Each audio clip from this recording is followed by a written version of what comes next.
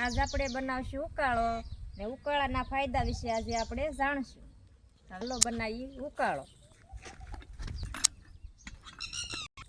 હવે આપણે લીલી ચા લઈ લેશું. હવે આપણે લઈ લેશું લીંબુના પાન. હવે આપણે ગરમ પાણી મૂકી દેશું ઉકાળા માટે.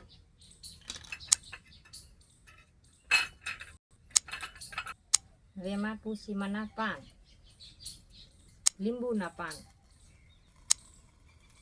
હવે આ આદુ, લીલી ચા, તજ, નવીંગ ને કાળા મરી. હવે આપણે આ ઉકાળો પીવાથી આપણને શરદી, ઉધરસ, ગળામાં રાહત થાય છે. તે આ પાણી મૂક્યું છે એમાં આપણે અડધું પાણી કરી નાખશું ત્યાં સુધી અને આપણે ઉકાળશું. ઉકાળો બની ગયો તો આપણે